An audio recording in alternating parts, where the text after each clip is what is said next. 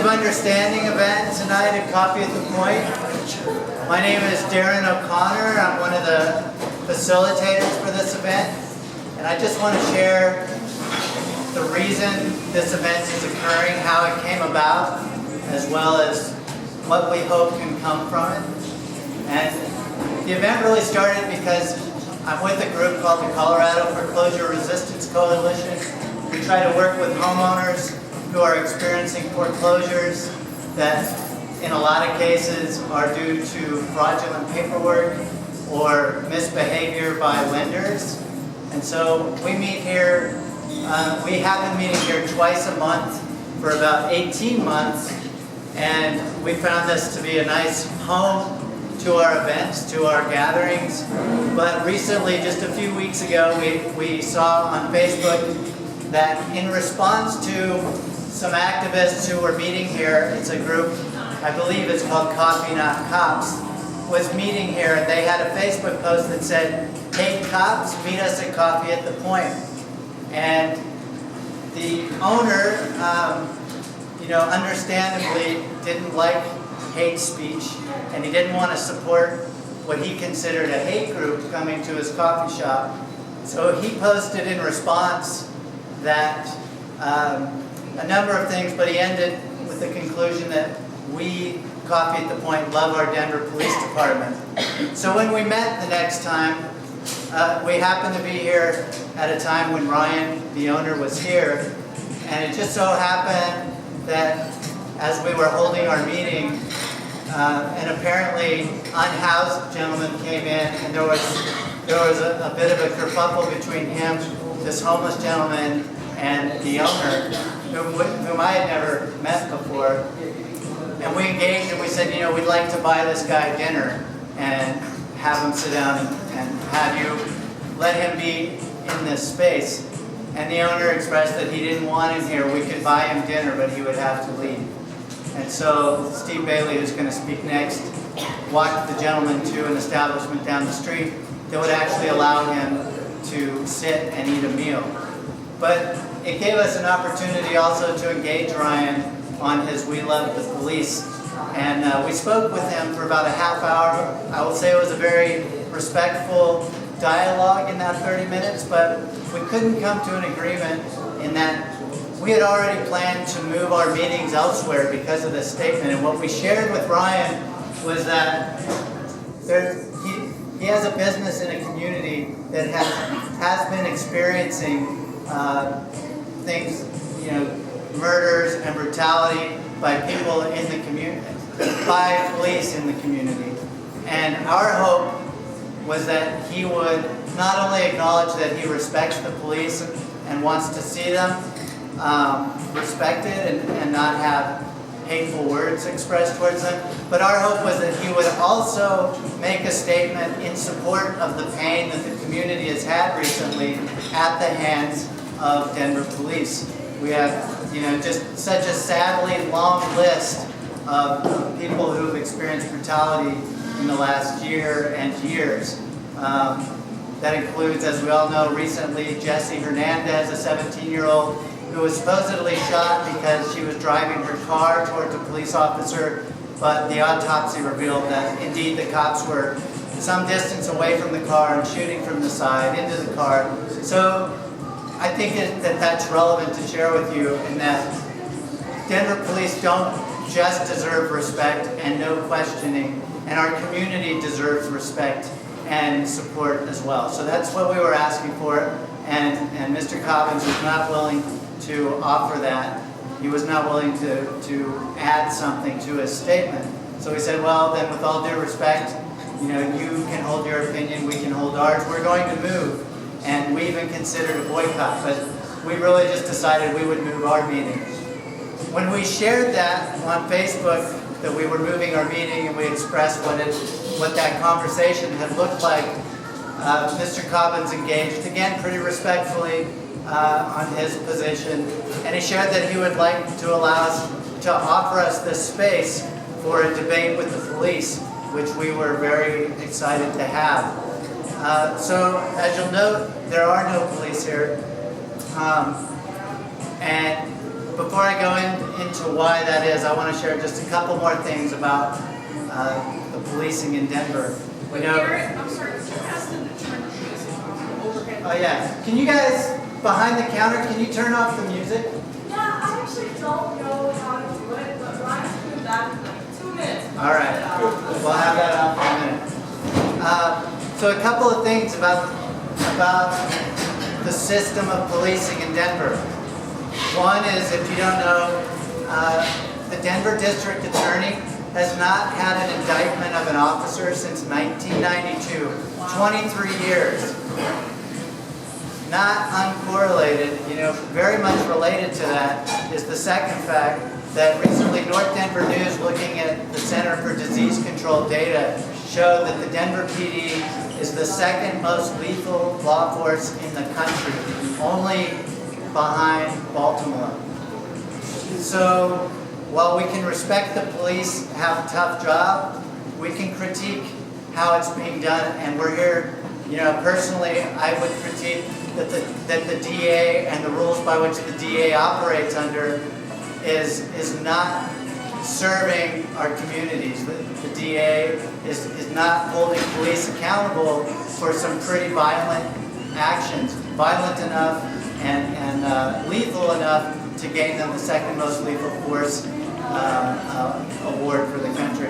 So, and why are we here too? So, we didn't end up getting anyone from the city to come, but Commander Callow from District 2, this district, was going to come, and Steve and I met with him a few days ago, and he was very interested in having communications that can be positive, that can engage tough questions, because that was my main. I actually was expecting that he was going to show up and set out a list of parameters of things we could and couldn't talk about, and I was pleasantly surprised that that was not the case. And in fact, he would like to see a series of community engagements, starting small and building to where we could have a room like this or bigger. And as you guys probably know, there have been community dialogues. They've been in churches, but in my opinion, they've been very controlled. Questions that get asked have been very controlled.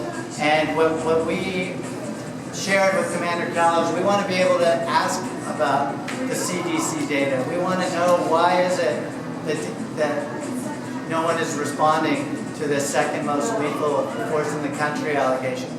Why is it that teens are being shot and we're being told that no one can talk about it because it's an ongoing investigation, while at the same time many favorable details about the incident, and in many cases looking to be lies, are being shared by the chief of police and the DA. So, when it's convenient, they share details, and when it's inconvenient, they say they can't share details. We want to have a real dialogue. So I'm really happy to see so many of you here, because what that's going to look like is up to us and the people who are going to engage us have a voice in what that looks like. But my sense from that conversation was that Commander Callow is very willing to bring beat cops, people from the mayor's office, and possibly city councilmen to come hear our concerns and talk about what's going to change. Now, there are a lot of pieces of legislation going on right now, but in my opinion, they're not nearly enough. So I think that it's good that we have this dialogue and that we talk about better training and better interactions with people who, for example, call the police, who currently don't because they're scared of what would happen if they do.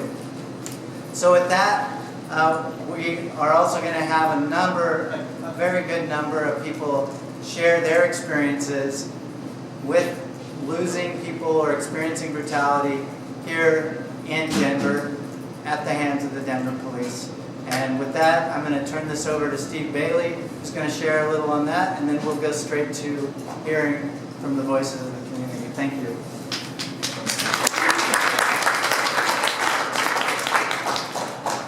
So welcome everybody to Seeds of Understanding, Policing in Our Community. Let me start off by saying my personal belief is that nearly all officers are good people. My personal belief is that most officers, or all officers, when they join the force, they join with the intent of doing good and helping in the community. Okay? I also personally believe that every time there is an act of brutality, intimidation, or oppression by police officers, that undermines, that it taints the work that is being done in the communities that's reasonably good. So one of the reasons I think that, that being said, I also think that police officers, law enforcement in general, are responsible for outrageous acts of oppression and cruelty and brutality in our communities.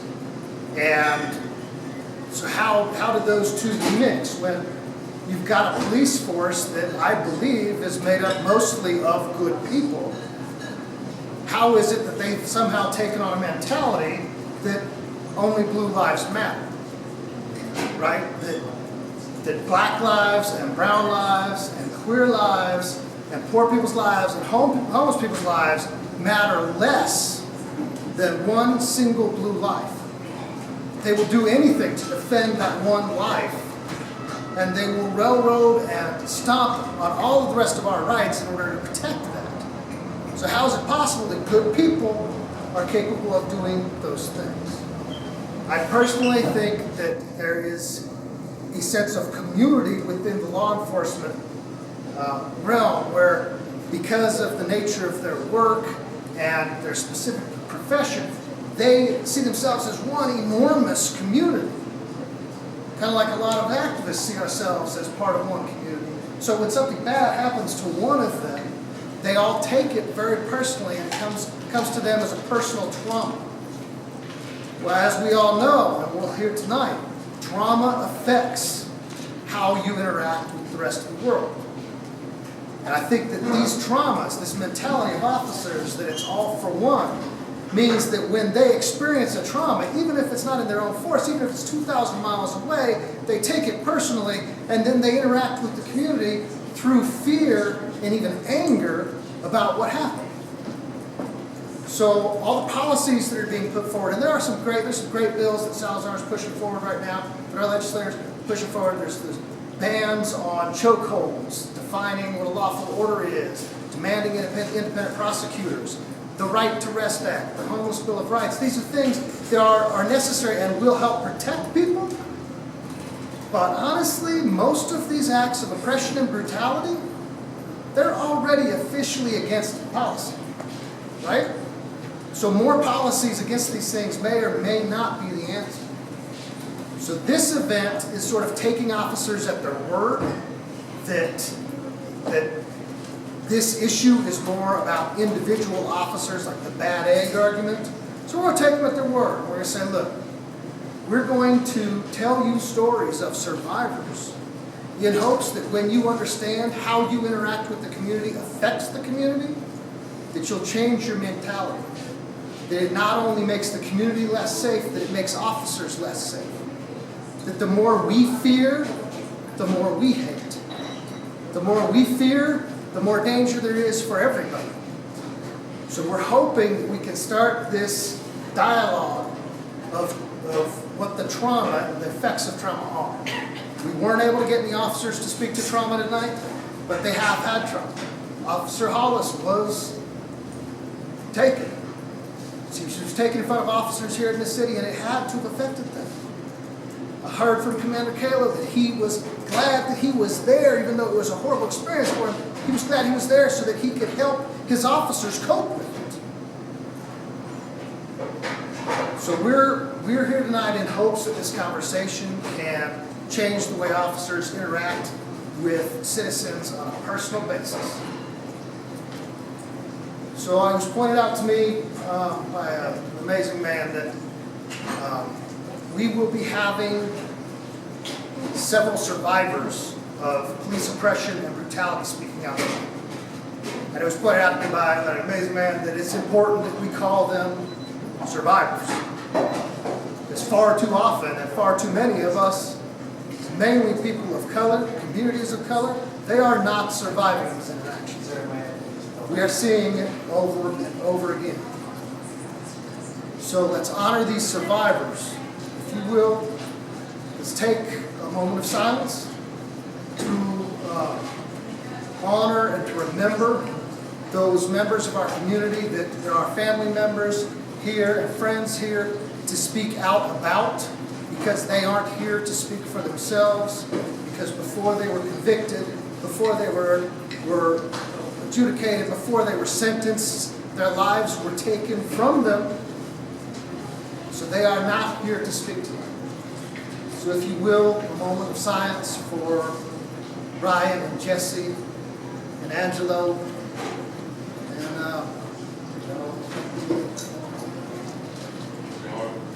Anyone else want to name names before we do this? Jennifer. Alonzo.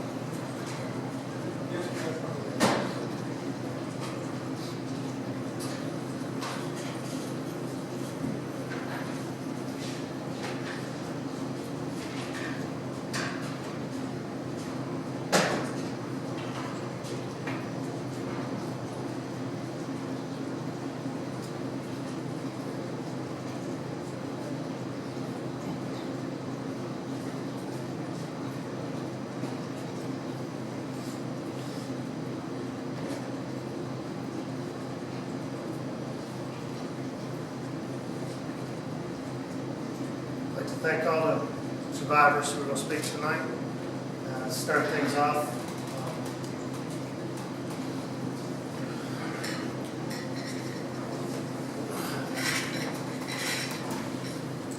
Alex Landau will be telling his story first. And Alex has the floor.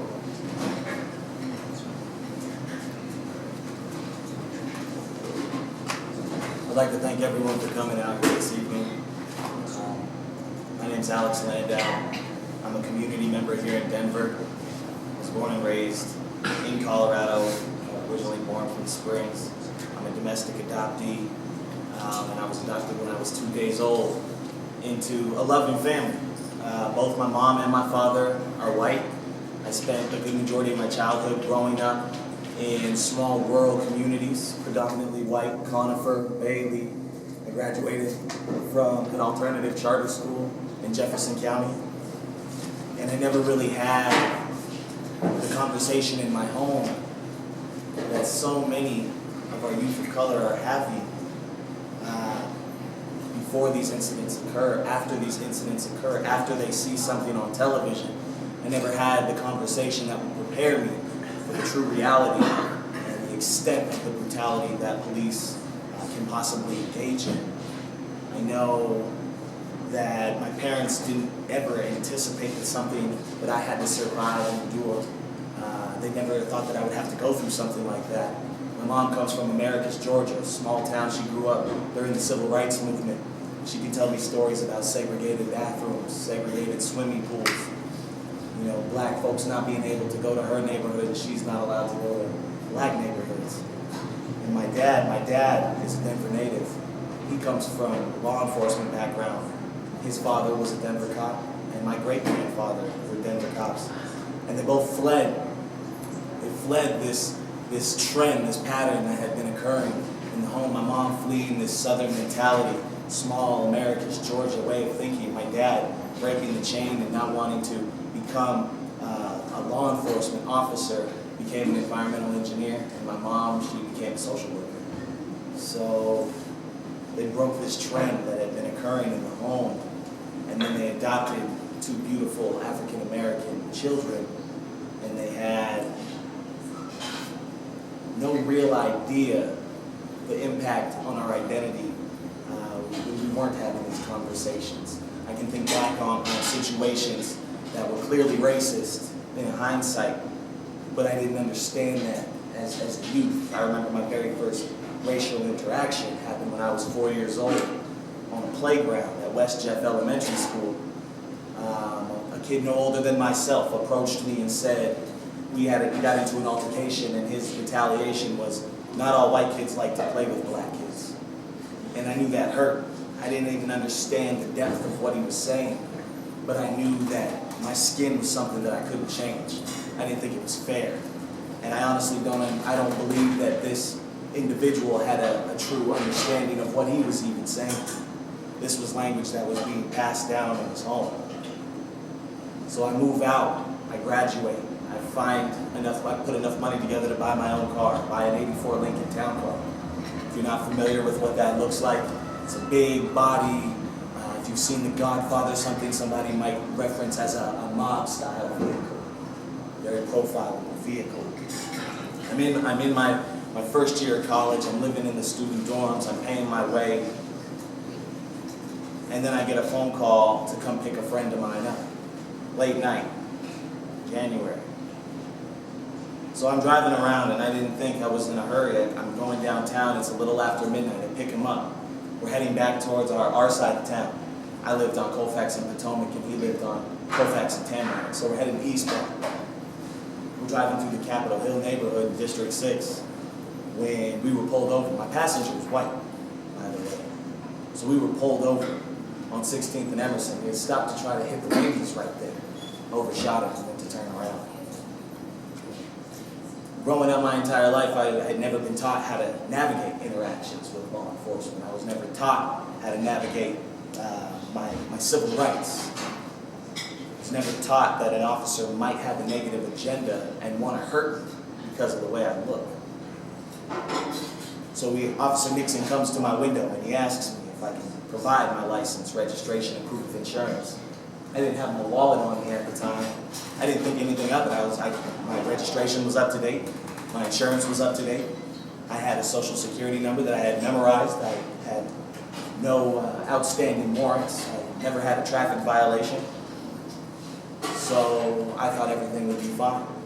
And as he goes around to my passenger side, gives him his ID, goes back to his squad car, and the energy that was in the air that night was just off. Something was different about this particular encounter.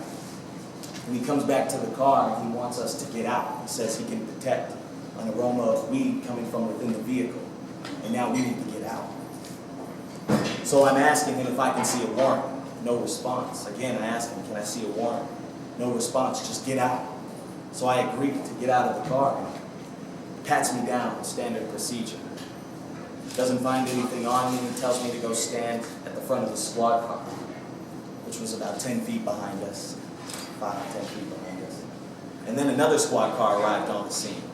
And at this point, I'm sitting there thinking, what's going on? You know, 2 more officers, Officer Randy Murr and Tiffany Middleton, approach Ricky Nixon at my car, and they're going through my car. They've got my passenger in handcuffs. He had a little bit of weed in his coat pocket. Put him in handcuffs. I thought he might receive a ticket at best. I was still not being detained. I thought that since I didn't have handcuffs on me, I could have a conversation with these officers. I could be a human. We could have a humane conversation. I figured there were 3 of them there, plus I'm 19 years old. What's the threat? But I didn't understand that being a black male, especially in North America, automatically makes you a threat, especially to officers who are out with a negative agenda. So as I put my hands out to the side, as again to reiterate, to be as non-threatening as possible, and I asked them in a very calm voice if I could see a warrant before they continued searching my car, because that had never been answered. And immediately I was grabbed. Randy Murr on my left arm, Tiffany Middleton on my right arm, and Ricky Nixon turned around and looked at me and said, "You don't have a license," and began to hit me repeatedly in the face. He hit me with enough force. Meanwhile, Officer Randy Murr and Tiffany Middleton are over here. "Stop resisting. Calm down. You don't do that." Manufacturing this dangerous scene. Transpiring this completely unnecessary turn of events. And Tiffany Middleton slips backwards over the curb. And instead of letting my arm go, she pulls me in close. Brings me down right on top of her, sandwiching me between herself and 2 other officers who were still standing over the top of me, hitting me in the back of the head. Completely immobilized, all I could do is look up. I look up, and my gaze is met with her radio. She's managed to take off her radio. She's using this as a weapon to strike me. She's hitting me multiple times beneath my right eye. I can feel the blood starting to flow down my face. I couldn't see out of my right eye immediately. Immediately the swelling started to kick in. And then I hear another officer shout, "He's reaching for a gun, he's reaching for a gun." And all I could do was yell, "No, I'm not. I'm not reaching for anything, no, I'm not." I don't know if you're familiar with 16th and Emerson, but it's a very quiet street. A lot of renovated Victorian homes. There are now law offices. There's new condominiums over there. There's rehabilitation centers. Nothing that would be open at 12:45 in the morning, 1 a.m. in the morning. The busyness of Colfax doesn't spill onto 16th. And if you're familiar with the location of District 6, it's about a block away. You can hit it with a rock from where you pulled over.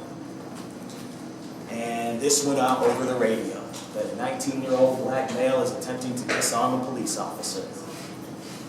So some ran. Some didn't even hop in their squad cars. They just ran over. Others blocked off the streets. Washington and 16th and Emerson, so no one could go east or west, north or south. And I get grabbed around the throat. I get hoisted backwards off of Middleton, and I start getting pummeled on the top of the head with what I later found out was a police-issue mag flashlight. Officer Randy Moore couldn't even count how many times he hit me. Meanwhile, officers are just responding to this scene, this manufactured scene of violence, right? This dangerous situation, this crazy black criminal who's attempting to disarm a police officer. So as other officers are swarming in, I get thrown back to my face and they continue to beat me. Tiffany Middleton's no longer beneath me. They've removed her from the altercation. And at this point, an officer says, if he doesn't calm down, shoot him. Wow. And at this point, I can see an officer's hand gripping the handle of a firearm. I can feel the cold steel pressed up against my temple. I can see his finger on the trigger, and I closed my eyes and expected to be shot. And then I lost consciousness.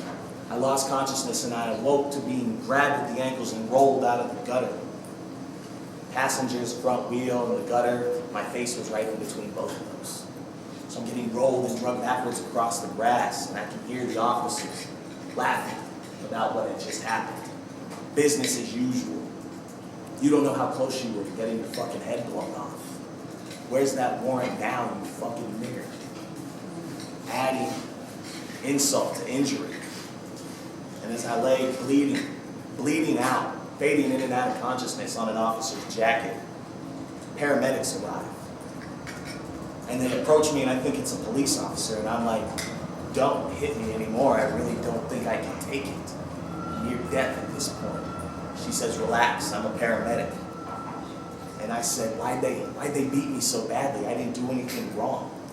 This all transpired because of an alleged illegal left turn, which later proved to be false. That was the initial reason for the contact, was an alleged illegal left turn. So now I'm laying there dying. And my first thought was, I don't have insurance. I can't even afford this ambulance ride. You need to leave. I don't know how bad my injuries are, but I am not willing to pay for a ride to the hospital. And as they were packing up and getting ready to leave, I decided to change my mind. And I said, yes, put me on that stretcher. And if I hadn't done that, I wouldn't be here today. So as soon as I get into the ambulance, they send an accompanying officer with me. And I start to go into shock. But before I go into shock, I tell the paramedics, they're getting everything prepped, ready to clean me up. They've got gauze, they've got liquids, all of these things, the IV bag, and I tell them, no, don't touch me, don't clean me, don't do anything until somebody takes pictures of this. Now I'm in the care of the paramedics on my way to the hospital. I'm demanding these photos be taken. And at that point I start to go into shock. My body gets real cold. Hair starts to stand up on end. I begin to seize violently. And the only thing that I would allow them to do to me was apply an oxygen mask. It got down to the point where, if you don't let us do something, you might not make it. So I was able to stabilize myself with an oxygen mask. And she goes to insert the IV, and I tell her, no, I don't want any needles in my arm right now. And the accompanying officer, starts to laugh and says, oh, he can take a beating, but he can't take a needle in his arm. What a pussy. Wow. Again, reiterating the mentality of these officers. So they finally wheel me through Denver General's front emergency room entrance, and I just began to yell.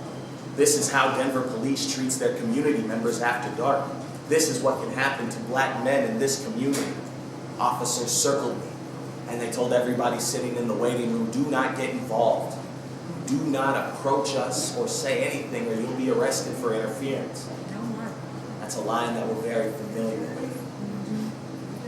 So eventually, after 2 officers had come in and tried to get statements out of me, I'm telling them, no, I'm not going to speak to you until an attorney is present. Where are my pictures? So now that I'm in the care of Denver Health, even though I'm in custody, handcuffed to a stretcher at my ankles and my wrist, can't even move. They can't release me into the care of the city jail until they close up the lacerations in my face. I might be in custody, but the doctor can't legally release me into their custody until they at least close up my face. So now that they're in this position, an officer finally came in to take pictures of my face. And then they treated me, 45 stitches, a broken nose, and a concussion, and it was right off to jail. Somebody who had just suffered such a beating needed bed rest. Right? Time to recover, time to let the pus and blood ooze, and things need to begin to heal. But no, they didn't even escort me over there in an ambulance. They put me in the back of the sheriff's paddy wagon along with 2 other individuals and took us all to jail. If you're familiar with the setup of the jail, the sheriffs run the internal sector. They don't have arresting power. They transport people who are under arrest. And no one was surprised. Sheriffs weren't surprised. The other inmates weren't surprised. They knew right away that the police had done this. They falsely charged me with criminal intent to disarm a peace officer. And the most painful part about this entire experience was when my mom came to visit me in the jail. I had been desensitized after surviving this beating, having the wherewithal to demand photos, and then knowing that I am now facing some very serious charges that could land me in prison if I'm convicted. When my mom came, I remember she came to visit me while I was at the old city jail. And I'm shackled up at the wrists, around the waist, at the ankles. They're marching me down off the felony floor. Lights on 24 hours a day. Hadn't even had an opportunity to see my face. I see my mugshot, I'm bleeding through my stitches, but that's all I got to see. And then I see my mom. I have enough courage to muster up a smile, and I look at her. She just becomes hysterical. She grabs the strange woman next to her and turns her around and says, "Look at what they did to my son." The majority of my face black and blue, 45 stitches, eyes swollen closed. And then it was right down to business. Unfortunately, I only have 1 minute and 30 seconds, so I need to be quick. I need to relay some crucial information, and now I need to go. Yanked away, stripped away. My mother's love on the other side of this glass, but it's back to my cell, and I don't know when the next time I'll be able to see her is. I don't know if she was cognizant enough to relay the information I just told her. So this was the catalyst for me into this movement. This is the reason why I'm here today. After watching my criminal charges eventually get dismissed, after being able to procure a civil settlement against the city and county of Denver, and meeting amazing other individuals who have suffered at the hands of the same officers, and then watching this root and create a ripple effect throughout my entire community, not just here in Denver, but around the globe. This is why we're here tonight. Because we need to mobilize. We need to eliminate horizontal hostilities, and we need to hone in on the overlap. Because if we don't, the next incident here in Denver could create total chaos. Thank you. My name is Alex Landau. I appreciate it.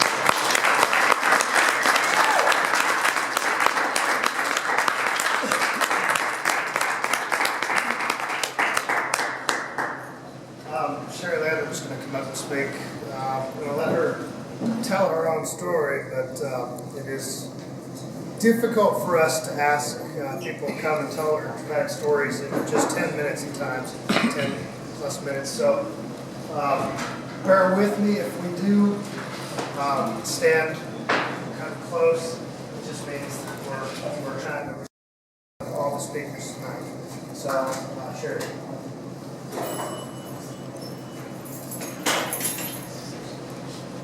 Hello. Hello? Hi. A little emotion. Very emotional after Alex's story. I am Shiraz Kendall's mother. My name is Sherry Landrum.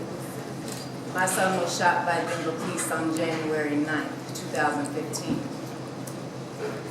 I can't go over a lot of the story because charges are still pending against my son. I can tell you I went through hell for 2 days straight.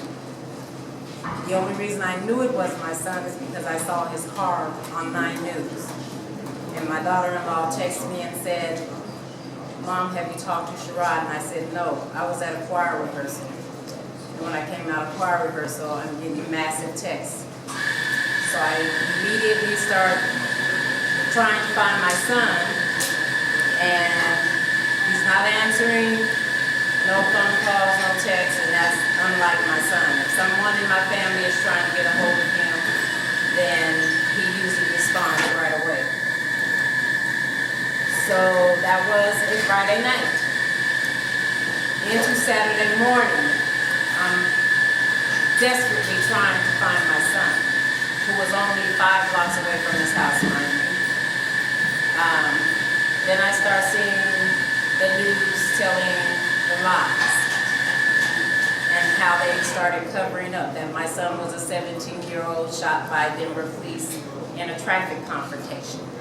Never said his name. My son is 23 years old and they know that. I got a hold of my oldest son, who then went to University Hospital at 3 o'clock in the morning. Sherrod was nowhere to be found. I then found from an unidentified source that my son was indeed the one that was shot, but he only had minor arm and leg injuries. So I said, well, where is he? They said at Denver Health. So I get in my car at 6 o'clock in the morning and I go down to Denver Health, and all my kids meet me down there. By the way, I am a mother of 9. So all of Sherrod's brothers and sisters meet me at Denver Health along with his fiance. We get to Denver Health and I'm demanding to know what's going on with my son.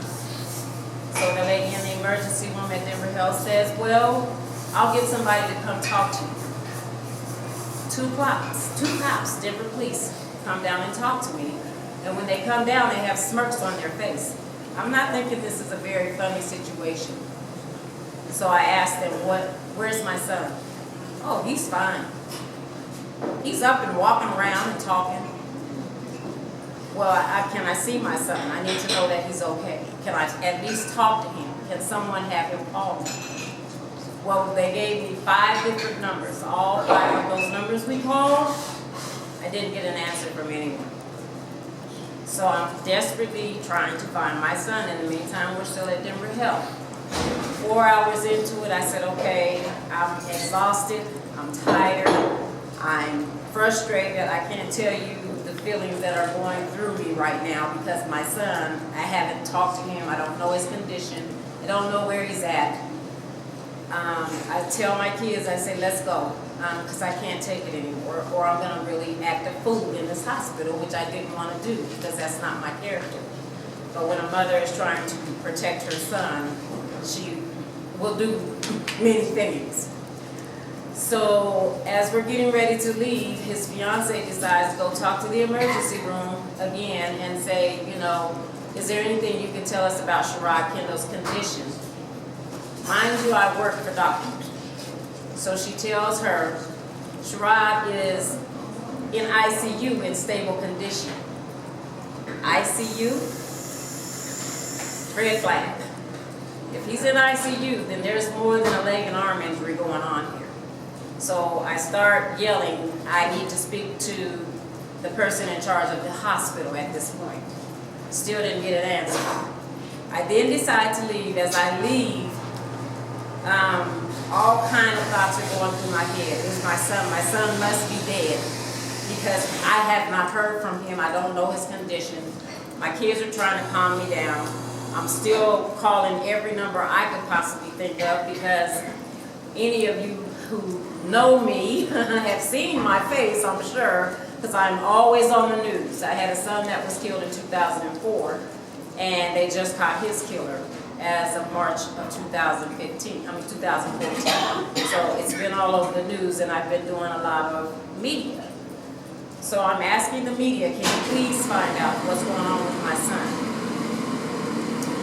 As I get home, a guy calls me, I don't know who he is, and he says, you really need to find out and talk to your son, because in instances before, and this is a media person, in prior incidences, things didn't go well when a parent couldn't hear from their child.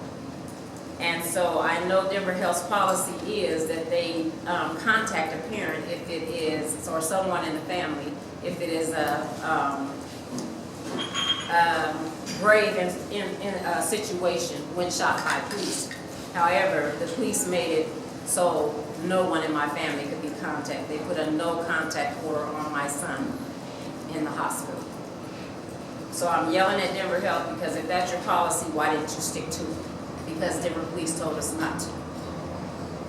To make a long story short, I did not hear from my son until I literally raised Cain with Brother Jeff, who's down the street, and asked him, begged him, because he knows me as an activist, to please find out about my son.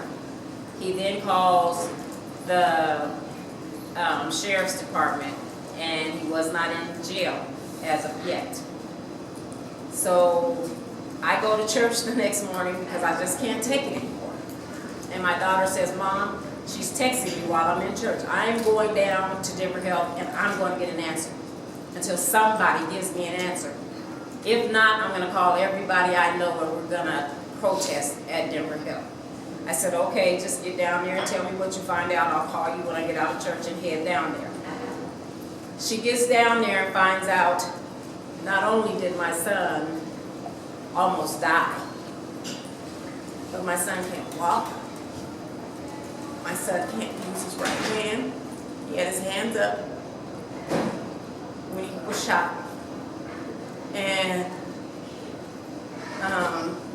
immediately I just start crying because it's like my son almost died.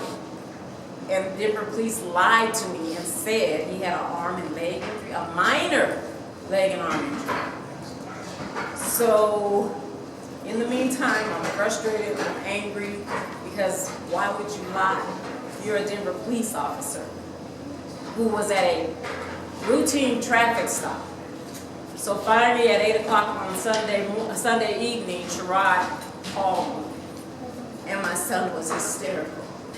I can't tell you the feelings that went through my heart to hear my son that day. I can hear it as clear as day right now, as if he's speaking to me. And he's screaming at the top of his voice, Mom, they tried to kill me. They tried to kill me, Mom. And I didn't want him to go into detail over the phone because by this time they had him down in the infirmary. I said, son, don't talk. Shut up. Let me get you a lawyer down there. Do not say anything over this phone. But Sherrod was so hysterical, he went over everything. My son knows his rights. My son, since the age of 17, has been stopped by the police. Mind you, 30 times in 3 weeks we counted him. 4 times in one day in front of our house. So I'm already frustrated with Denver Police Department because I'm trying to find out, why do you keep stopping my son? What is it that you have against him? One time they stopped him and profiled him because he had braids in his hair, he was a young black teen, and he had a beautiful car that he put together himself. He paid for with the money that he worked for on 2 jobs. And because he had this car and had braids in his hair, he was considered a gang member. He told my son this in front of me. And I said, excuse me? My son is not a gang member. He's never been initiated in a gang. He has no gang tattoos. So why are you calling him a gang member? So the night that Sherrod was shot, it was gang week.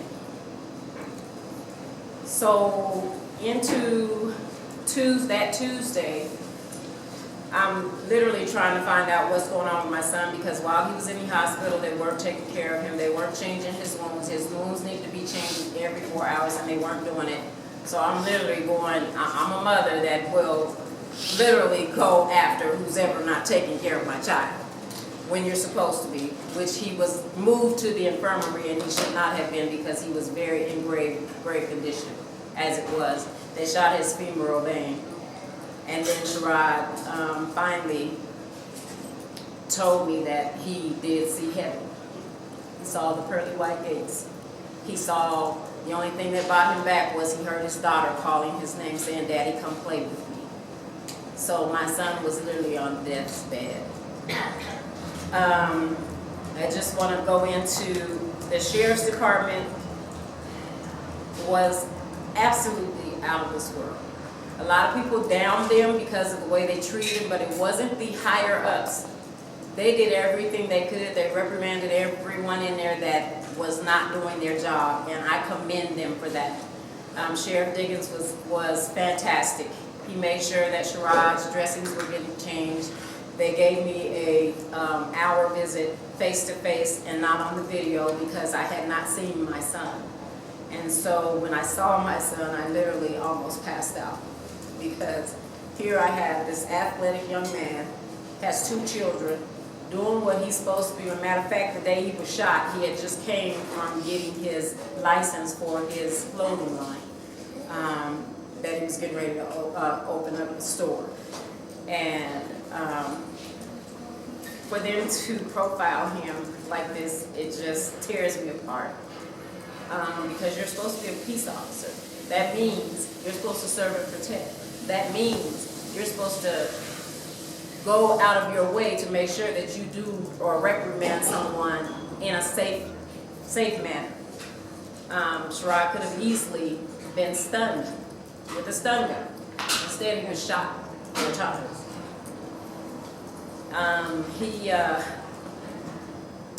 So we went to court, and when we got to court, they didn't take Sherrod to court for 11 days. The day we got in court, the public defender herself told the judge to please lower the bond so we could get him back in the hospital, get him taken care of.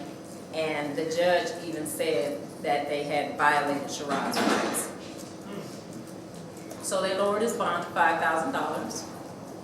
The very next day, they upped it back up to $50,000. So in the meantime, I'm doing all this research. Okay, who are the cops that shot my son? I need to know names. I need to know where they came from. I need to know who they are. From experience, I need to know who these cops are. Well, come to find out, one of the cops that shot my son was Jeffrey DeMana, who, mind you, had just been cleared on 3 other shootings that were almost identical to Sherrod's. So what I have to say to our police department, because I can go on and on about this case, because there are so many things where they violated not only my son's rights, but me and my family's rights. And my thing is, why is Mitch Morrissey even in office? That's right.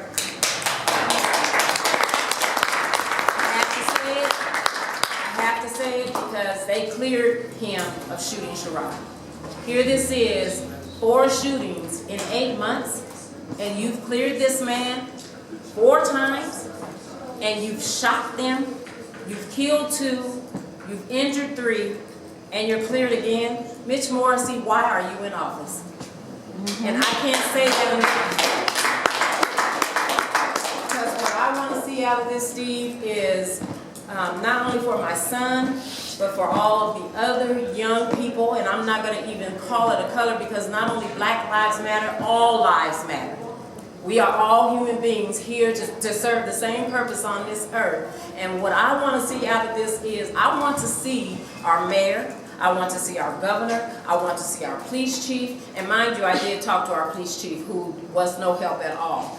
He literally pretty much covered his police department. And I did tell him face to face, why are you an officer? If you cannot do what your oath says, your policeman's oath basically says that you will stand and what's the word I'm trying to say?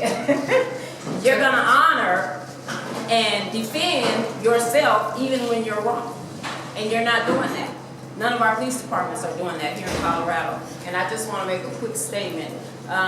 When my son was killed in 2004, I eventually got the story put on America's Most Wanted. When John Walsh came in here and spoke to me, now these are outside people, outside of Colorado. I was born and raised in Denver. This man literally told me, Sherry, we don't do cases in Colorado because Denver police are the worst police department to work with, so we don't come here. That came out of John Walsh's mouth. And for you to say that to me, you know, that tells me we have a lot of work to do in our police department, in our legislative department, in our senator's office. We have a lot of work to do in our community. And what I want to see come out of this is I want Mr. Morrissey out of office. That's one thing, because he cannot be biased. He defends his police department as though they can't do any wrong. When you have a man that shoots somebody in 4 incidents in 7 months and you're not doing anything about it, that to me tells me that's your best friend, so you're going to protect him. So that's all I have to say, and I thank you guys for your listening ear. Like I said, I could have went on and on about the story, but my time was limited, and I do appreciate all of you listening, and thank you.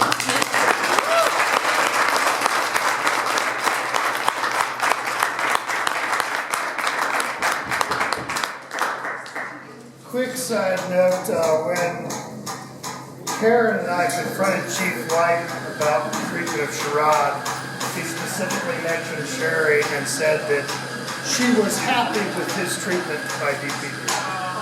Remember that? So that's what we're dealing with. It is really a disconnect. I'd like to bring Karen up. If you wouldn't mind, Karen. Karen's got a unique story, I think. A unique perspective on things, so please give her a round of applause.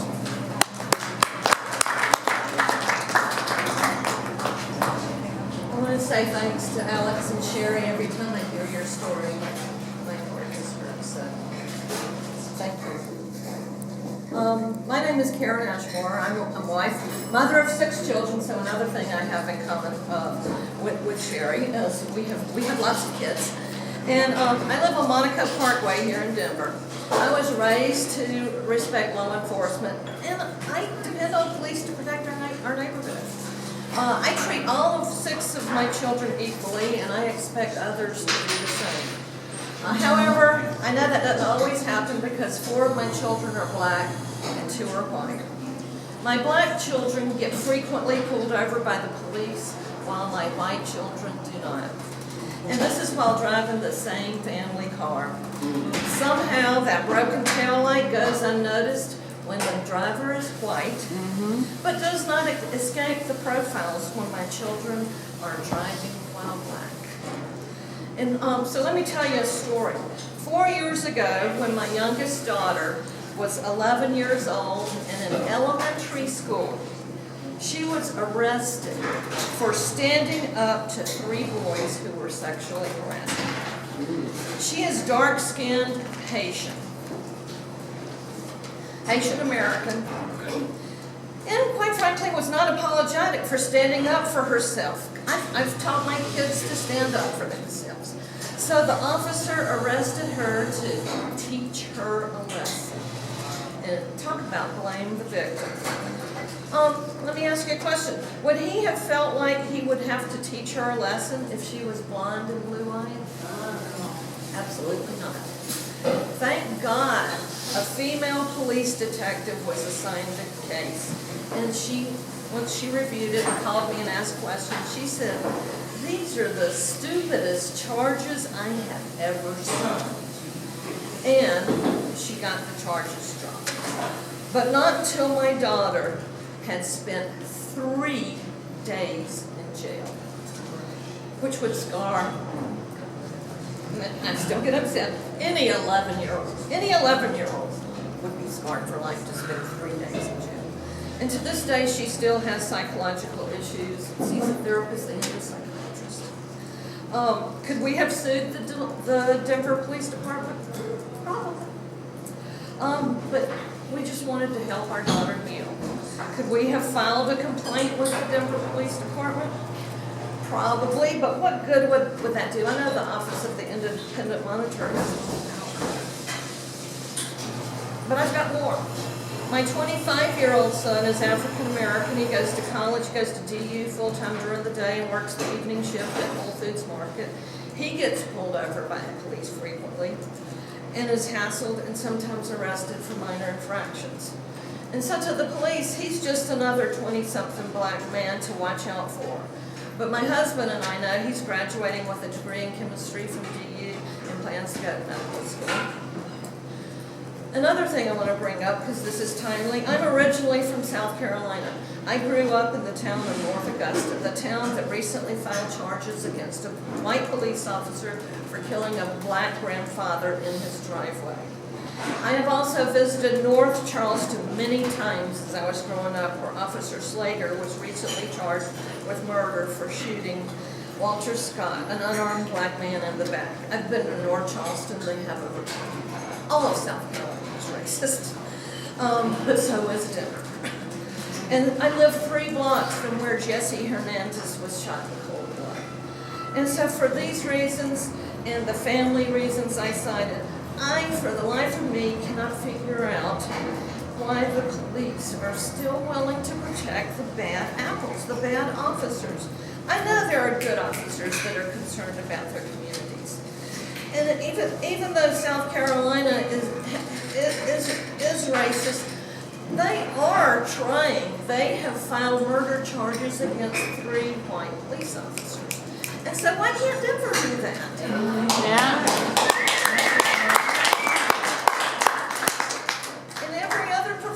People are held accountable for poor decisions, and in the one field where poor decisions can result in death, there's no accountability.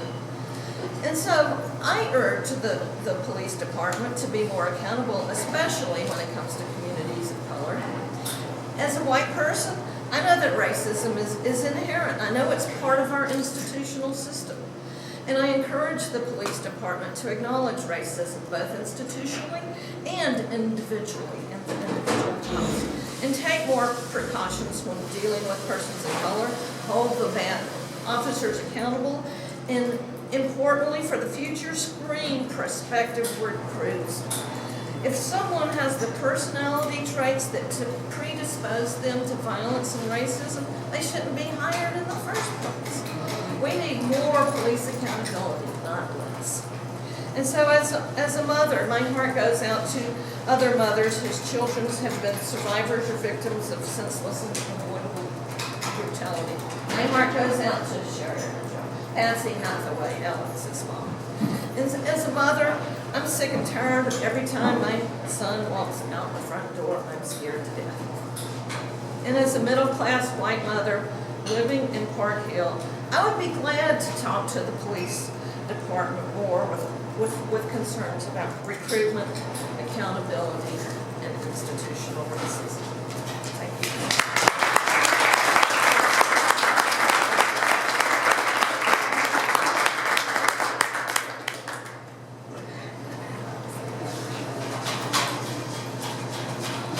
Thank you, Karen. Sherry just asked me to let y'all know that other than some mental anguish issues, Sherrod is actually doing okay. He's physically recovering. He's strong mentally.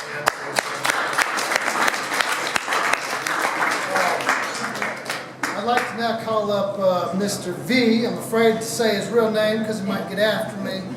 Mr. V's been a powerful activist and advocate here in the community of Denver for a very long time. And we've asked him here to sort of discuss whether he believes the issues have gotten better or worse in Denver, And maybe Sal will tell some stories about some of the good old days. All right? All right. Hello, everyone. Hello. My real name is Virgil Robinson, but because I've been in the activist system for so long, and what I did as a job, they call me Mr. V. It was just a lot easier telling people that was receiving personal reconnaissance bombs, because they can never remember your name. But if they remember your name, they come, believe it or not, they come back to court. Because they'll just say, Mr. B told me what to do. I was director of pretrial services drug court for over 15 years. But before that, I was the first urban court worker with the city in 1970. So I got direct experience because they assigned me to the mayor's office. At that time, it was Mayor Bill McNichols, Nelson, Minya Sui, Tim Bezoff. Those were the powerful people that I got to work with right off. And the reason I got to work with that, because there was a lot of civil unrest here in Denver. And so they felt that we need to start sending people off into the community, and I was one of those persons to go there. So I worked with the Commission on Community Relations, the Mayor's Commission, and right away got activated. The reason I say that is because there was a small war going on here in Denver between the police department, the Green Beret, and the Black Panther Party. Also, the Sons of Darkness motorcycle group. I don't know if some of y'all remember that, but that was just right down the street here. Lauren Wilson was head of the Black Panther Party, and on one gruesome night, the police went inside to run a raid. This man named Robert Young, who was a Black Panther, they riddled his van with bullets and killed him. Now, half of my people was part of the Black Panther Party. But I could be trusted because of what my background was and where I came from. Okay? I don't have to mention any particular names, but that's one of the reasons I could come from the mayor's office and come down here and try to ask for peace in the community. It got so bad here that the community people that were fighting the police shot out all the lights, because if the police came in the community, they started shooting them back. Now I'm saying this now as an omen that could happen right now. Black people in this community are tired, and around the country are tired of police abuse and misuse and killing people. People, I'm saying black kids, as 12 years old men like was mentioned, they don't care. If you're black, they figure you don't have no rights for equality in this country. But that's a lie. I'm here to tell you that. I think that I was a community activist. I led about 5 demonstrations in this city. So I got to be a little popular with the police department.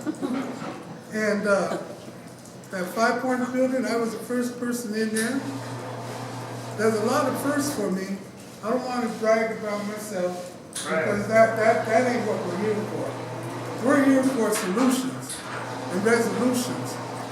Well, anyhow, with the Denver police, there was this captain that believed that a dead black person, a live black, anyhow, black people should be dead. He made a comment about that. I mean, the word N-word was used so frequently. It was even used on me on my last story that I'm about to tell you guys what happened to me, because they finally caught up with me. Okay?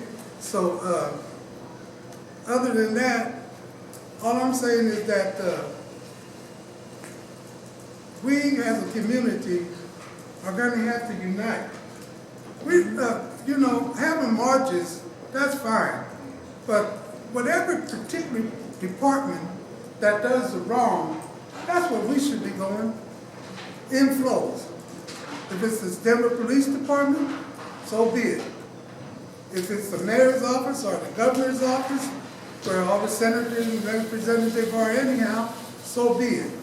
Time for marching is kind of like obsolete to me. I mean, you could do that, but then really you're not going to get no result. But when you're on somebody's front door doing that, maybe you might get a little bit of results. Okay? I'm not here to talk a lot today because I feel for the people and I get all emotional about what happens. Because it's happening right now here in Denver and across the country. That 17-year-old lived up in Park Hill. She took her person of her family's car, got scared, took the car off, the police ensued her, she jumps out, and they blow her down. Girl ain't never had no record or nothing, but they killed her. They didn't care. They didn't care at all. I worked for the city for 40 years. I'm gonna tell you how I got to retire in 08. I'm driving down the street at my house. I live up in Park Hill, and I turn the corner, and I see the police arresting a couple of people, a young youth. And I said, hey, out when I was in a Chevy Blazer at the time, I said, hey, why don't y'all leave them alone? I turn up the alley and go on into my yard. Next thing, the popo, the police, is right behind me. He pulls up and hits my bumper, and so I sit in the car. He pulls up on the side and he says, who are you? I said, who are you? Because I mean, I got a smart mouth with the police anyhow. Okay? And so they saw, I'm going to tell you guys, I have seizures.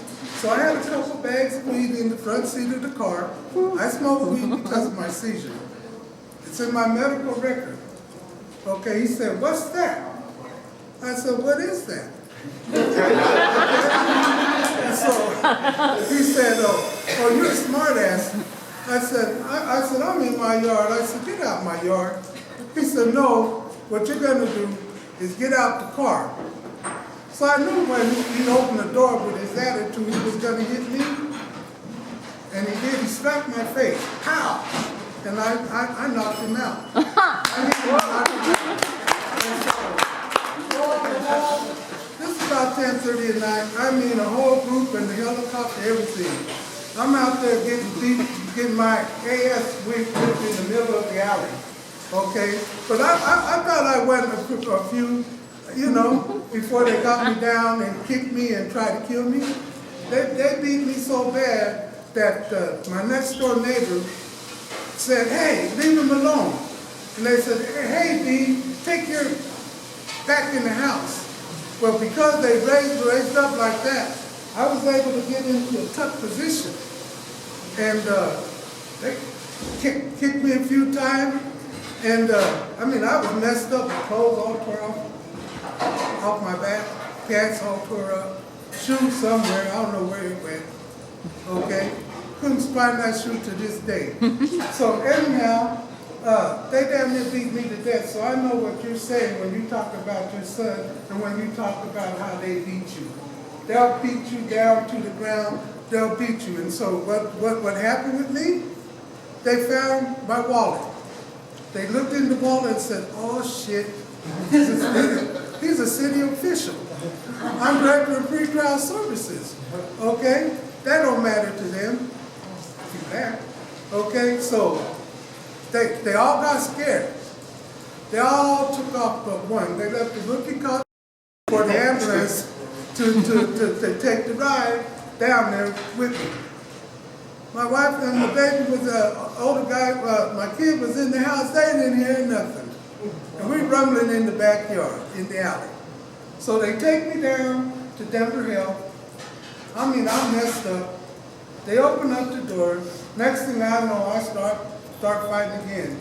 Just like they said, how they strapped me down. I had my neck strapped down. They had my feet strapped down. And they had me under arrest. When the Denver Sheriff Department found out it was me, they left me there in that position for 4 hours at least before they took me to the city jail. They take me over to the city jail, and I mean, that's where most of my work is, so I know them deputies. I knew them deputies before when they tried to say I didn't witness a killing right there, but I did. And that's one of the reasons why old Virgil got to hang around, because they tried to keep that hushed up, and they tried to tell me I didn't. So they're my boys in the city jail and the county jail, they're wicked. I worked 12 years at the county jail. I know what I'm talking about. But we're gonna have to do one issue at a time. And so when they found out that the sheriff department, they were laughing and giggling, and they were taunting me and everything. I'm up there crying and all beat up there, gave me little medical attention. And then, I asked this one captain, I won't mention the name, but he liked me. I said, can I get in a private cell? So he puts me in a private cell, okay? My peeps, they come in at around 4:35 to do the paperwork for the courts. One of my workers saw me and said, oh, what are you doing in here? And I said, I need to just get out. Can you just get me out? And he said, I said, listen, I'm the director, I'm your boss. I said, you're gonna give me a PR bond just like you're gonna give everybody else. And he didn't know what to do, so he called his wife, and she said, you better get him so-and-so out of there, right, do that paperwork right now. So they did the paperwork. So next thing I know, I'm charged with a class 3 felon, $10,000 bond, medicine in my pocket, and 2 bags of weed. $10,000 bond, okay? But let me tell you, they're clever and smart. When it was time for me to go to courtroom chief, they handed me my paperwork with a PR bond through the door, so they didn't want me to go in the door because they knew I had a hell of a case if I went in there, because they were wrong. They charged me with false charges, beat me into unconsciousness, and thought that was a thing. Well, I had 3 months of vacation and sick. I went to famous lawyers that you guys probably know, but I ain't gonna advertise them either. But they told me I'm all messed up, black eye, glasses broken, bruised ribs, all that kind of stuff that goes with beat. Couldn't walk for about almost a month. So I didn't go back to work. And I go get my attorneys. And I've been working with these attorneys for a long time.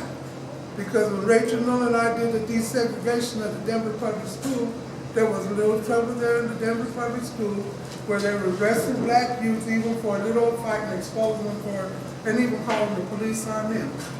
Okay? So I got a whole lot of experience about the Denver Police Department and the way black people are treated in this country and right here in Denver, Colorado. So anyhow, after that, they gave me my little PR bond. So it was when they said, oh, we got him now. Paperwork this thick on me, you guys. We got him. But my lawyer told me to retire. So I go in and I look all around, all the haters, and I said, here's my retirement. They almost fell apart. Because I would have lost my pension and all that stuff. Because they knew he's a trouble, he's going to fight us. I didn't fight him. And it was good that I didn't. All I have to say is that then they cheated me 2 years out of my pension. I mean, they didn't want me. I have comments like, I ran for mayor and was called the mayor after dark for an issue that I don't want to talk about now. But I ran for mayor. And I thought any citizen has the right to run for mayor or voice their opinion. I'm one of these people, and I'm closing with this. It's by the people, for the people, power to the people.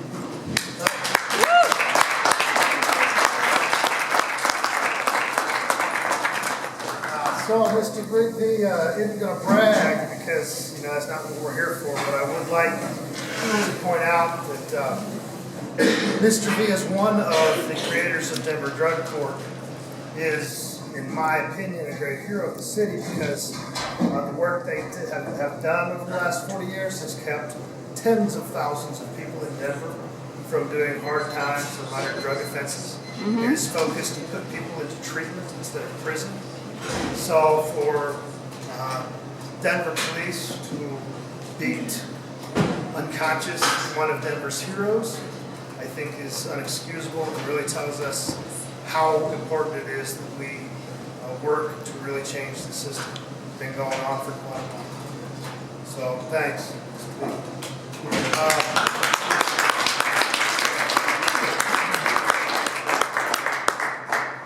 Bobby, so our next speaker is, I'm not sure what it is exactly about Bobby's story that gets me so personally, but she not only witnessed police brutality as a child, but then her daughter ended up witnessing police brutality, generational violence by DPD, and it's been a struggle, I understand, for her family, and we'll let her tell her story.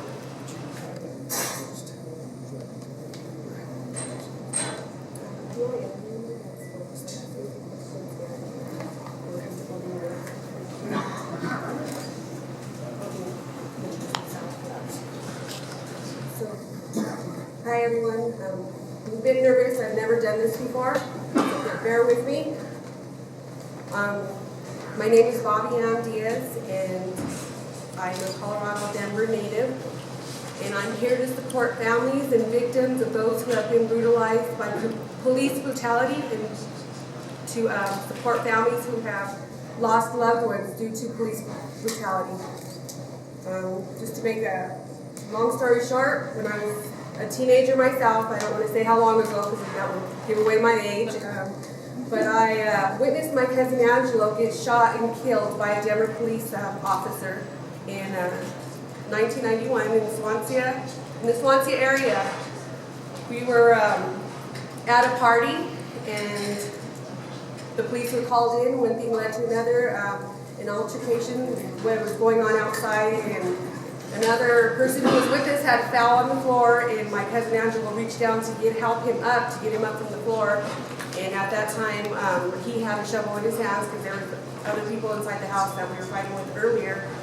And the police officer came from behind him, and as he turned around, he struck the officer with the shovel, and the officer shot him from behind. And he immediately just fell on the floor and was handcuffed, and we were all handcuffed. I was sitting not too far away from him, telling him I could still talk to him, and I was telling him to get up, trying to talk to him, but he was, I guess, I don't know, I want to say he was already dead. He wasn't moving, he wasn't struggling or trying to get up, wasn't doing anything, and he just laid there bleeding. I could see the blood. After that, I had his blood on my hands, and was just left there to bleed and to die, basically. Paramedics that came to attend him, when they had first arrived, they immediately went over to the officer and just still left him laying on the floor to die. And then 23 years later, I would have to almost experience and go through the same nightmare all over again with my daughter now. She was one of the girls. I can't get into too much detail because it still is under investigation, but she was one of the teenagers who were in the car with Jessica Hernandez when Jessica Hernandez was shot 4 times by a Denver police officer. And at that time, also just seeing what these kids had to go through, how they were treated, how the young girl who lost her life was treated after that is horrible. And I'm just here to support those who, have lost loved ones, and I just want to hope and make sure that some kind of justice comes out of this for Jessie. She was a young girl, 17. They tried to make her out to be like she was a gang member, deserved to die. She did it. She was 17. She was a young girl. She had a lot to live for. She still had a lot of life left in her to, change her life and do good things. And I hope that something changes with the police department, because now, being a mother with my teenagers, my young daughter growing up, I'm afraid of what the officers can just do and get away with, and nobody not be able to stop them or say anything. It's my worst fear for my kids to grow up and know they're dead. Is there, have the shooting of your cousin Angela and then Jessica's killing, how have they affected you and how you raise your kids and how you interact with your community and how comfortable you feel about things? Well, it took me a long time after the shooting with my cousin Angela. It took me a long time to gain that respect and trust back with the police officers. And now that this occurred, I'm back to the same place where I was, 20-something years ago. And it's like my kids, they are afraid of the police. They're afraid of the police. My youngest daughter, we were at 7-Eleven one time. She even said, when two officers came into 7-Eleven, she even said, "Mom, are those cops going to shoot you?" Or, she'll just say things like that, like, "Mom, I don't want the police to shoot you," that she thinks they're just going to shoot you for no reason. And that just breaks my heart. How do I explain that to my young girl, to be able to trust these law officers who are supposed to serve and protect us?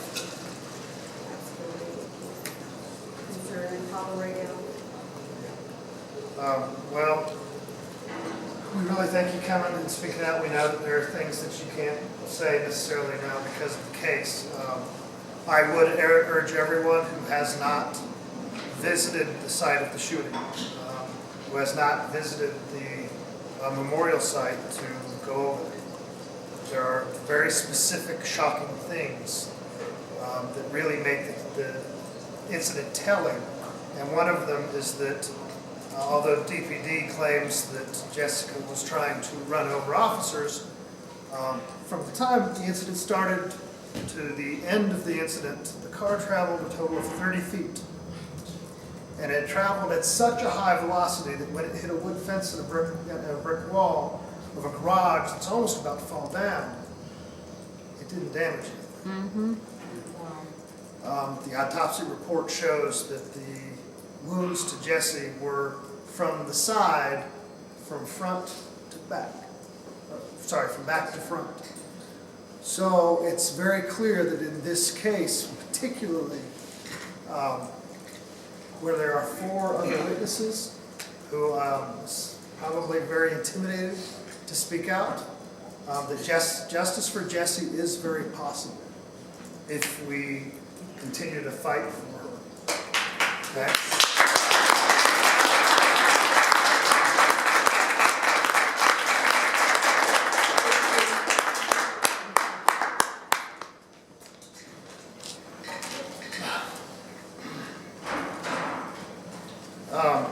We did have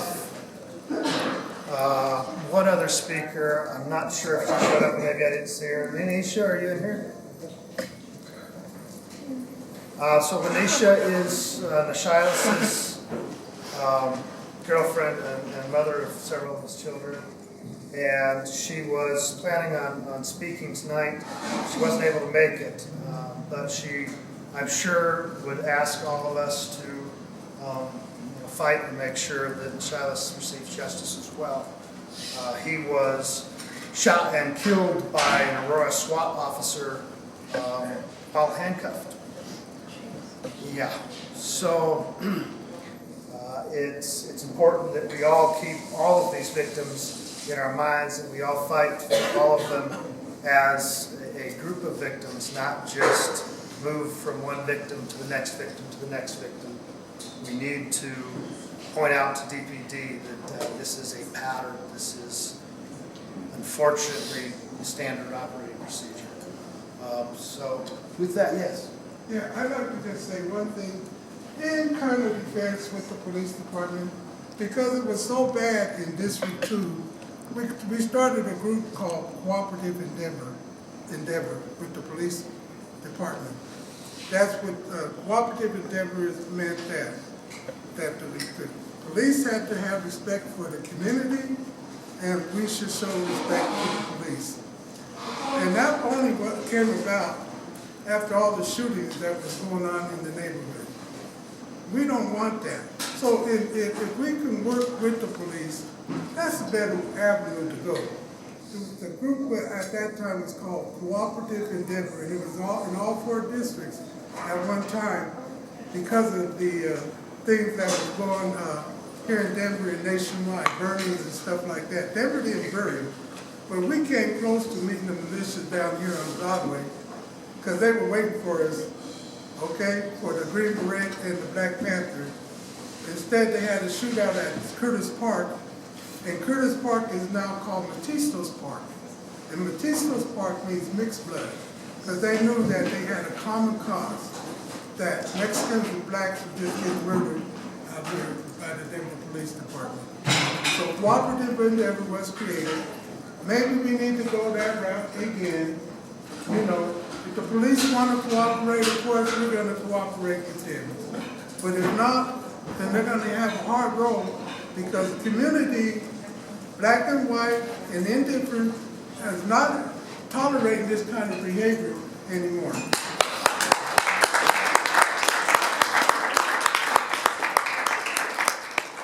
That's actually a good leadway toward a discussion that we hope to have shortly after our last speaker, where we can discuss future Seeds of Understanding events, where the mayor's office and officers hopefully will be here to speak and interact with us. So I'd like to, at this time, bring up Theo Wilson has got a voice that I think is extremely powerful in the community, and a story that's extremely powerful. And so let's let Theo bring us home. All right?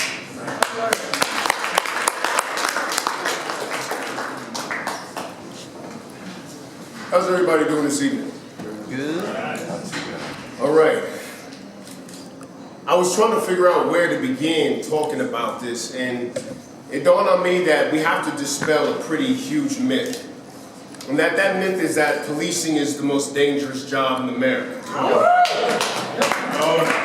It's not the #1 most dangerous job in America. In fact, it's not even #2. It's not even 5 or 10. It's 14, behind auto mechanic, garbage man, and lumberjack, to name a few. All this talk about when we are so dangerous, you don't ever take your Ford in and then the mechanic shoots you because he's afraid it's going to fall on his head when he's tuning you up. This is not something that is acceptable in the narrative anymore. That their job is so terrifying that they have to kill people in order to make it okay for them to continue doing their job. And I think that as a survivor of police brutality, I'll get into that in a second, but I want to be clear that there's a propaganda machine in place for police all throughout, like, Hollywood. Like, it's called Law and Order SVU. Like, it's called CSI. You know what I'm saying?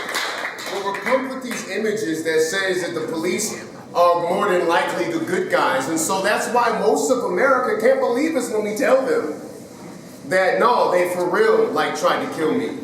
And no, they actually way stepped out of their line of duty, and they actually completely violated my civil rights, right? So getting this out there is what has to happen, because we're living in a time when the veil is getting lifted. And we're starting to see what's always going on. It's just that nowadays, there's more cameras than there's ever been.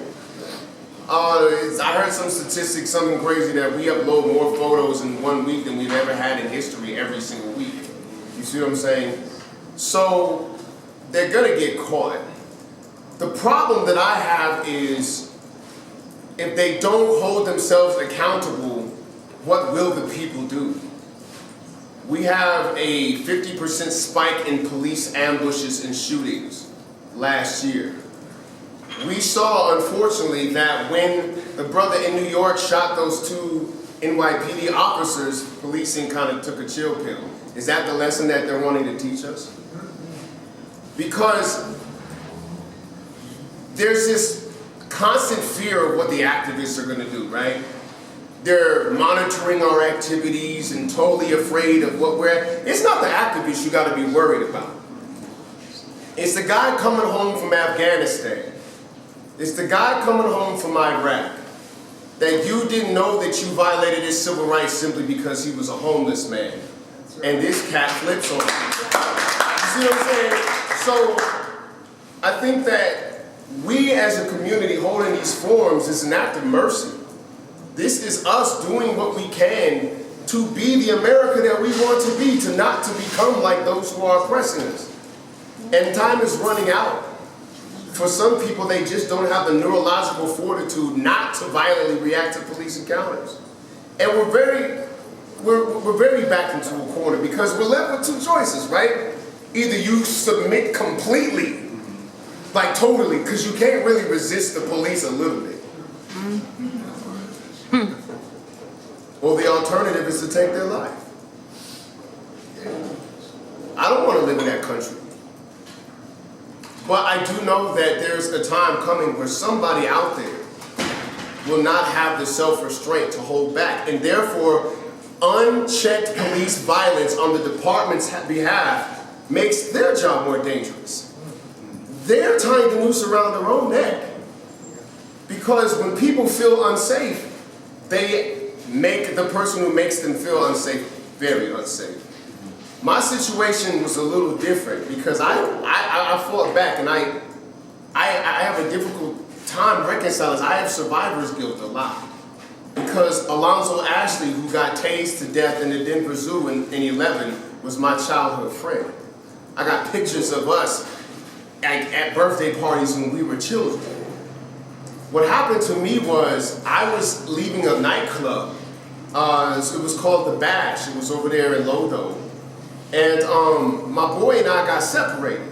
So he ended up going out of the 21 and up entrance. I was forced to go out the 18 and up entrance because a fight broke out inside the club, where one of the guys completely gave the business to one of the bouncers. I mean, it was bad news. This bouncer got beat up real bad. So the cops was on edge, like they were real jittery. Around this corner, I saw this officer pushing a group of these gorgeous girls, like off of the sidewalk, like physically shoving them. And these ladies turned around and she was like, for God's sakes, we're women for crying out loud, right? Me, I'm like, I just gotta find my boy because he's my ride. At this point in time, he turns to me and said, "Get the F off the sidewalk." I'm like, "Excuse me?" He said, "Get the F off the sidewalk." And I'm like, "I'm looking for my boy. As soon as I find him, I can go." Without a word, he runs up to me, puts me in a joint lock, and tries to muscle me off of the sidewalk. I'm a trained martial artist. I knew that all you gotta do is manipulate that thumb and you're out, so I busted out. Do that. And he was like, "Oh crap."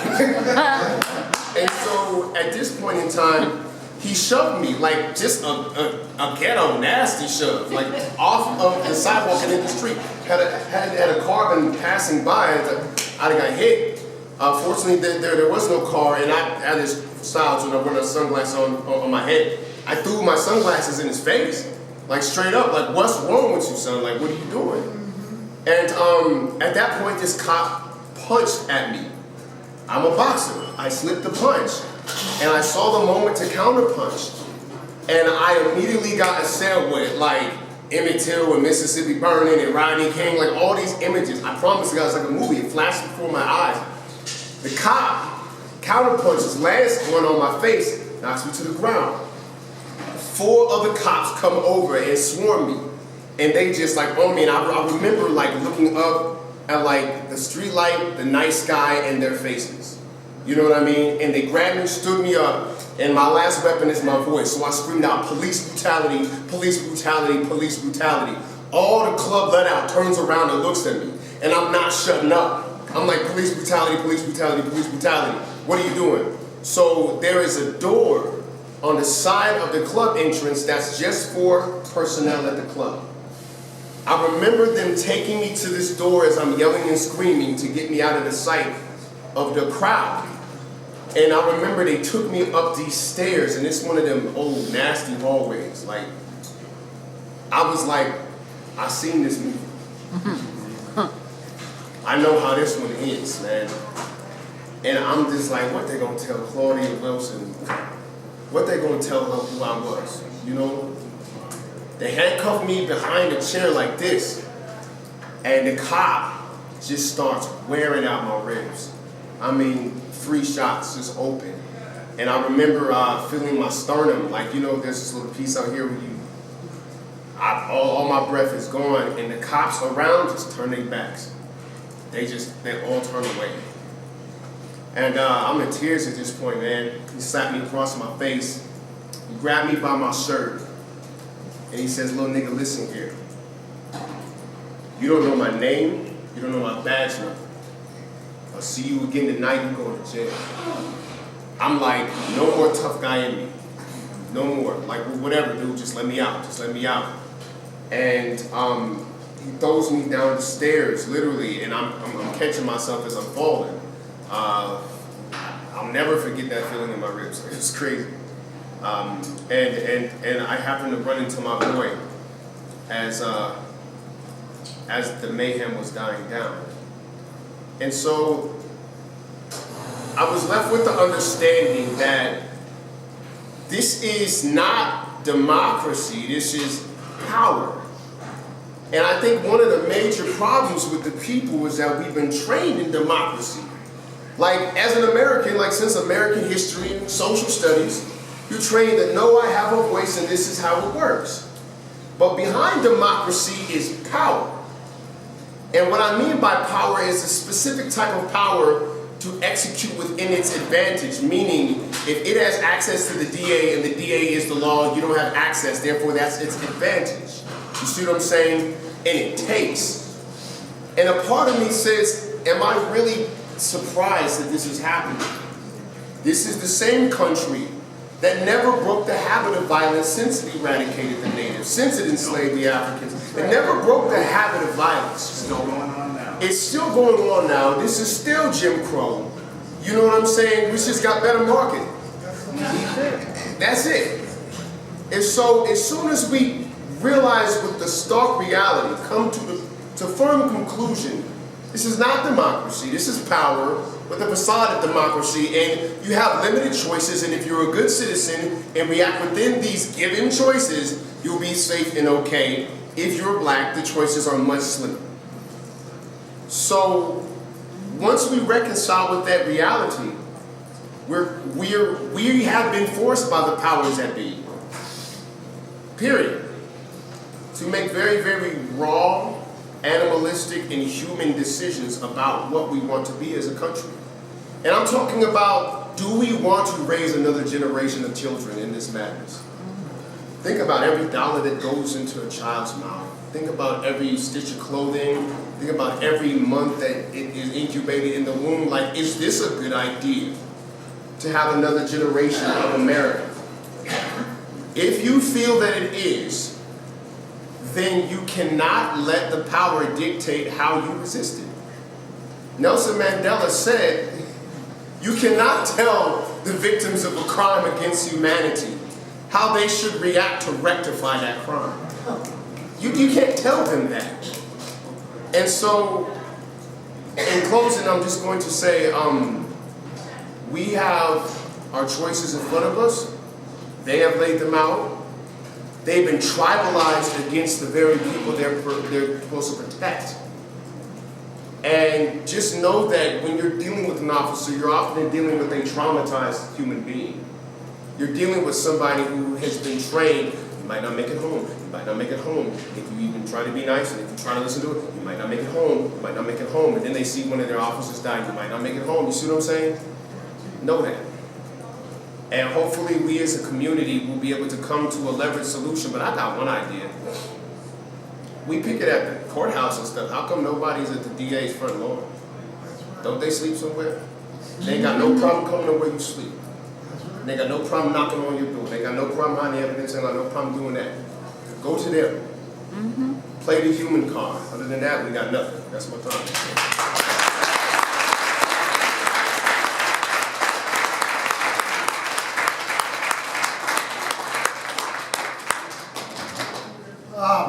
So the tagline for this event has sort of been, they tried to bury us, they didn't know we were seeds. And that is an old Mexican proverb that showed up on a sign at Jesse Hernandez Memorial. And I think Theo's story speaks specifically to that. Because as a black man of power who refused to accept the dynamic that he was less than human, he fought back. And they went to extraordinary circumstances trying to bury him. But he's a seed. And here he is. And he grew right back up into this bold and powerful man who's going to lead a community out of oppression. And I think the choices that several of our speakers here today have laid out speak directly to DPD. And the larger the DPD to the entire law enforcement community is that when you traumatize a community, then the community may end up looking a lot like you. Right? These officers are so traumatized, they're so scared, they're so angry that they are killing people. But if you treat people in that manner, they may return that manner.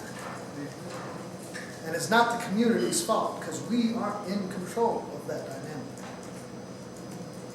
So we're hoping that tonight we have planted some of those seeds of understanding into the law enforcement community, that their actions have repercussions, that their actions affect the community, and that the community will respond. So they have got to come to the table. They have got to come to Jesus.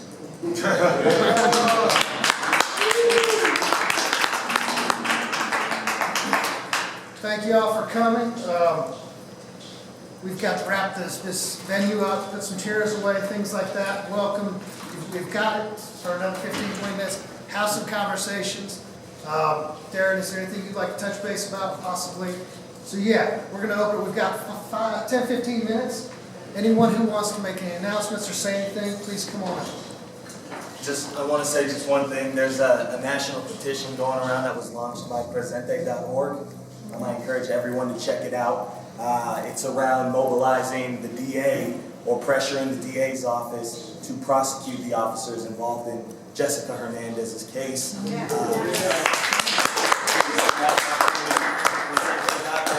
Or just Google presente.org petition for Jessica Hernandez and it'll pop right up. And we encourage you to share that and sign up.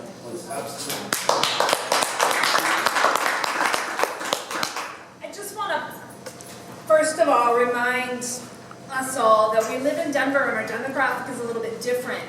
And that for us, when we only talk about Black Lives Matter, we only talk about, I want to just acknowledge that a lot of the folks who are experiencing police violence in our city, in our state, would be called brown, would be called Chicano, would be called Latino. And I want to just invite us to remember that it looks different in Denver, and that I think that's kind of part of why on a national level folks aren't quite paying enough attention here, and I think that says something. And I would also invite everyone to, I'm a white lady. I grew up in Arvada, Colorado. I remember being pulled over in a car full of brown young men who were my friends, and for the police officer to recognize that I was a white girl and say, "Are you okay? Are you safe? Can we call someone?" Because I'm a white girl. And so I would like to pose to you just this idea that maybe, I love this idea, let's cooperate, let's talk to the police, let's communicate. What if their system is working exactly how they intended it to work? We can't leave that behind. I love this idea that some of them are good people. My father's dear friend was a Denver homicide detective, and he put some really fucked up, sick fuckers away.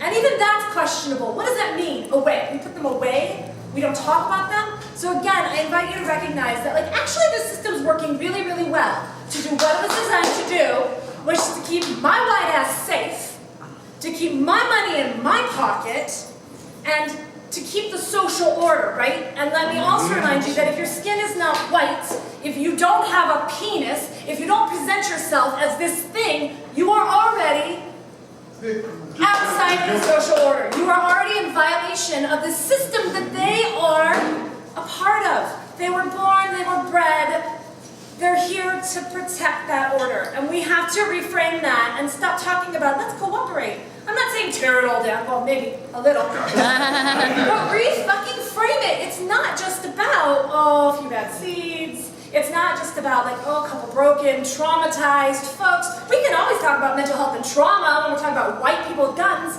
But if we talk about brown or black people with guns, we don't talk about trauma. We don't talk about mental health. We talk about them as criminals, as less than. And I, as a mother of some pretty amazing white kids, won't stand for that in my house. And we have to stop thinking that way.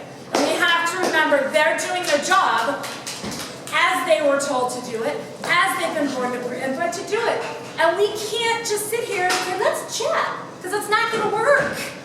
They have to know that not only are black folks and Latino folks and other folks mad, but like, hey, I'm a white person, I'm really fucking pissed off. And this cannot continue. And we have to talk about race, and we have to talk about what that system is and what it is here for. It is not to protect and serve, it is to keep us in line. So.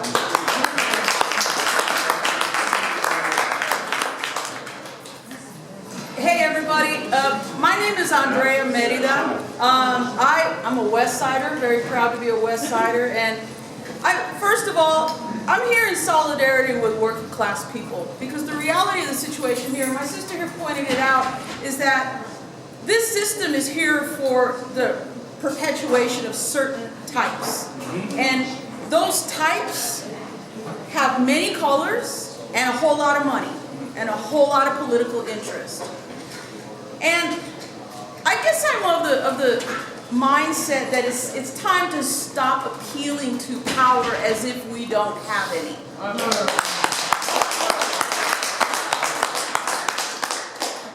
And what I would like to present to you is this idea that's, and I get it that some of you don't vote, so bear with me, but I wanted to let you know that the Colorado Constitution guarantees the right of citizens in home rule cities like Denver to create police oversight boards. You don't have to wait for city council, you don't have to wait for mayor, you don't have to wait for softball office of the independent monitor. What we can do is run a ballot initiative just for Denver to force the elected officials to revise the city charter, and we can have an elected police oversight board that has subpoena power, that has termination power, that has incarceration power. This is going to take a lot of work. I'm starting to organize with a group of people. I'm also the co-chair of the Denver Green Party. But aside from that, because we got a democratic city here. This is what we've got, all due respect. But I'm starting to organize with a group called the Colorado Community Rights Network. This is a group of people that originally started in Lafayette and Boulder County, places like that, trying to push against fracking. These are people who live in cities where they have passed laws to ban fracking, but Hickenlooper in the state of Colorado decides to sue them in the Supreme Court and abolish their law. And so the solution is, and it's a very, very similar situation to what we have here in Denver, the solution is to pass statewide ballot initiative to give citizens of home rule places like Denver more power to have direct control and to have a police department, to have a city government, to have laws in Denver that reflect our values of being safe, our values of having a living wage, our values of good solutions to homelessness, lots of things of this this nature that make us the core, the target for police brutality, regardless of what we look like. So I want to ask you, if you have a smartphone, to look up COCRN.org. Sign up on their email list. You'll get some information about upcoming events. But this is something, this is in our hand. This power that we have from the Colorado Constitution, we don't have to appeal to the people who think that they have the power, because we have the power. Not only do we put them in office, but we don't have to wait for them to make rules and laws that keep our people safe. COCRN.org. Thank you.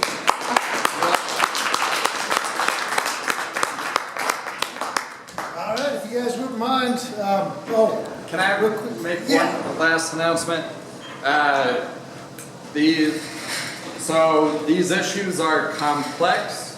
They're not, we can't have a single issue movement, right? We have to recognize how oppressions intersect. Wednesday, there's a rally at Lincoln Park at 8 a.m. There's a bill in the House of Representatives called the Right to Rest Act.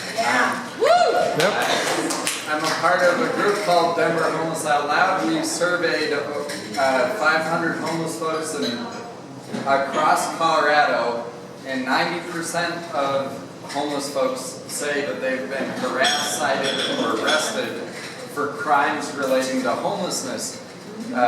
These are people who are already marginalized in society, and so if an act of police brutality happens because they're sleeping or because they're sitting downtown, they are likely not going to have an immediate pool of people to come and rally behind them. They're likely to sit in jail and not be able to post bail.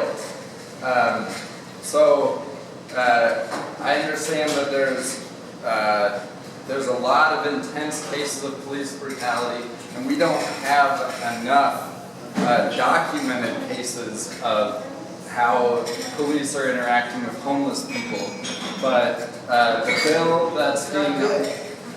bill that's being argued on Wednesday would put an end to police harassment for acts of survival, like sitting, sleeping, sharing food in public, sleeping in your vehicle, and also protects homeless folks' right to reasonable expectation of privacy of their personal belongings while in public, since we know that police have a tremendous history of just throwing people's shit away, including IDs, birth certificates. So Wednesday, 8 a.m., State Capitol, our buddy Salazar's introducing. yeah. Thank you, Marcus. All right, thank you all. Keep it on.